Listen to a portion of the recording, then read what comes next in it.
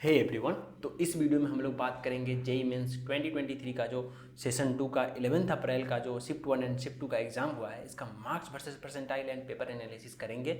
सो देखो, पेपर का लेवल तो लगातार इंक्रीज हो रहा है, लेकिन तुम लोगों को टेंशन लेने का ज़रूरत नहीं है, क्योंकि हमेशा पेपर में तुमको ऐसे क्वेश्चंस मिलेंगे 50% से ज़्यादा, जिसको कि तुम आराम से कर सकते हो अगर तुम अपने दिमाग को शांत रखो तो।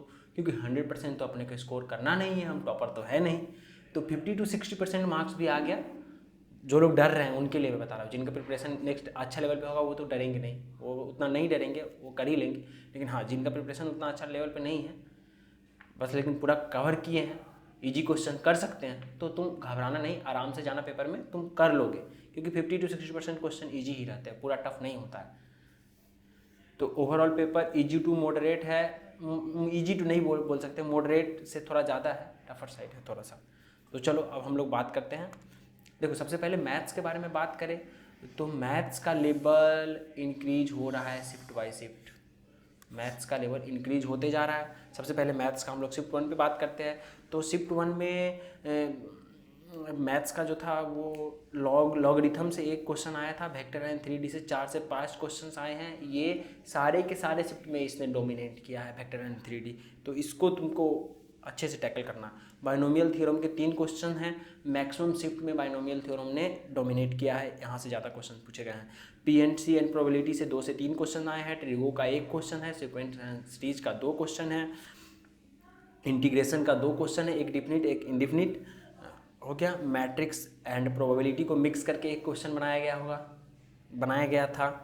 कितना अच्छा क्वेश्चन होगा वो। और बाकी जो जेई मेंस के जो भी टॉपिक है उन सबसे भी क्वेश्चन आए, तो क्वेश्चन हर जगह से है, इसका टेंशन मत लो।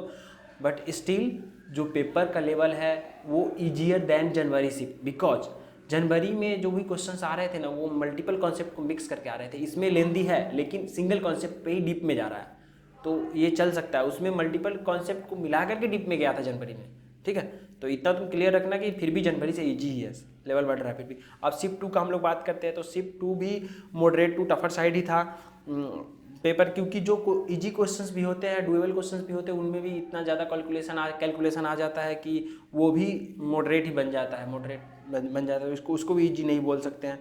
तो अब बता दे रहा है, बाइनोमियल थ्योरम के 2 से 3 क्वेश्चन थे, सीक्वेंस एंड सीरीज के 2 क्वेश्चन थे, पीएनसी का 2 क्वेश्चन था, वेक्टर 3D का 4 से 5 क्वेश्चन था, क्वाड्रेटिक इक्वेशन का 1 क्वेश्चन था, कॉनिक सेक्शन का 2 से 4 क्वेश्चन था, कॉम्प्लेक्स नंबर का 2 क्वेश्चन था, डिफिनिट का 1 क्वेश्चन था, इनडिफिनिट इंटीग्रेशन से एक भी क्वेश्चन नहीं था इवनिंग शिफ्ट में मैथ्स में।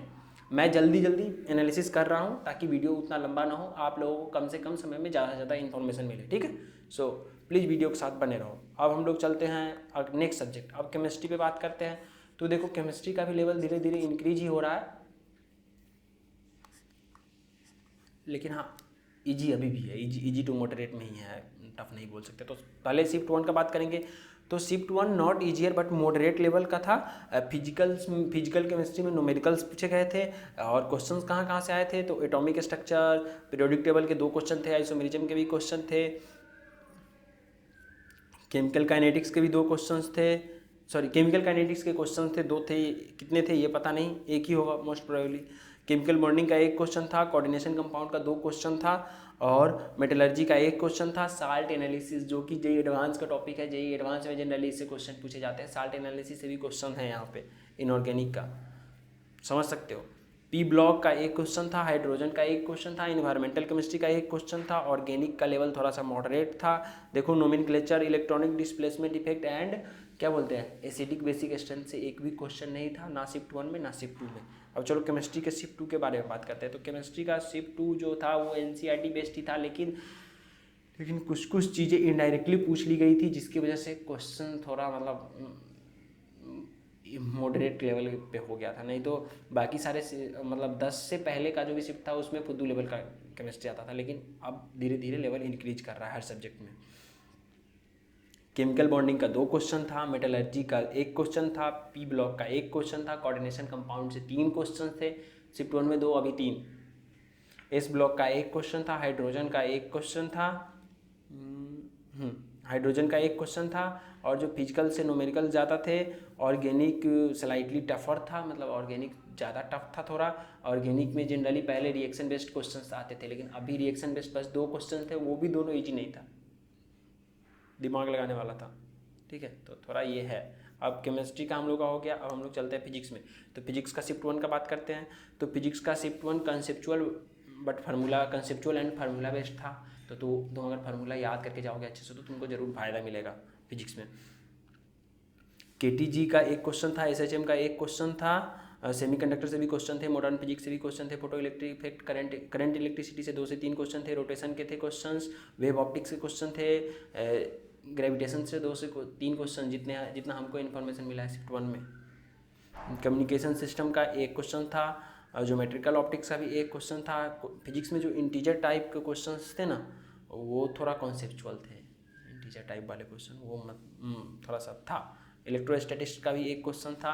मतलब शिफ्ट 1 में बोल सकते हैं कि 11th का वेटेज थोड़ा ज़्यादा था, 11th के क्वेश्चंस ज़्यादा आए थे, मुझे ये फील हुआ। क्योंकि देखो ना पूरा मैकेनिक्स को उठा के पूछ दिया है, circular motion, work, power, energy, rotation, centre of mass, हर चीज़ से क्वेश्चन आए हैं। काइनेमेटिक्स का 2 क्वेश्चंस हैं। अब शिफ्ट 2 का बात करते हैं। तो शिफ्ट 2 में तो पहले मेरे अकॉर्डिंग 12th से क्वेश्चन थोड़े ज़्यादा थे। पर्सनल व्यू, पेपर मैंने अभी तक देखा नहीं, जो मुझे डाटा है, मेरे पास डाटा है उसके अकॉर्डिंग। तो अब फिजिक्स का बात करते हैं। तो फिजिक्स के मोस्टली क्वेश्चन फार्मूला बेस्ड थे। यूनिट डायमेंशन के भी यूनिट डायमेंशन, बेसिक मैथ्स और वेक्टर को, मतलब ये सारे का कंबाइंड 2 क्वेश्चंस था। NLM का एक क्वेश्चन था जो कि शिफ्ट 1 में नहीं था। काइनेमेटिक्स का भी एक क्वेश्चन था, वर्क, पावर, एनर्जी का एक क्वेश्चन था, रोटेशन का भी एक क्वेश्चन था। KTG एंड थर्मोडी को मिला करके 2 क्वेश्चन पूछे गए थे। फ्लूइड मैकेनिक्स का 2 क्वेश्चन था। फ्लूइड मैकेनिक्स से शिफ्ट 1 में एक भी क्वेश्चन नहीं था। ज्योमेट्रिकल ऑप्टिक्स का 2 क्वेश्चन था। इलेक्ट्रोस्टैटिक्स का एक क्वेश्चन था। 12th का मतलब वेटेज थोड़ा ज़्यादा था फिजिक्स में। अब हम लोग बात कर, फिजिक्स हो गया, शिफ्ट 1 शिफ्ट 2 दोनों हो गया, केमिस्ट्री भी हो गया, मैथ्स भी हो गया। अब चलो अब हम लोग नेक्स्ट स्लाइड पे चलते हैं। तो देखो 99 परसेंटाइल में कितना इंक्रीज आएगा जनवरी शिफ्ट के कंपेरिजन में सब्जेक्ट वाइज। तो मैथ्स में 99 परसेंटाइल में 10 से 15 मार्क्स का इंक्रीज आएगा।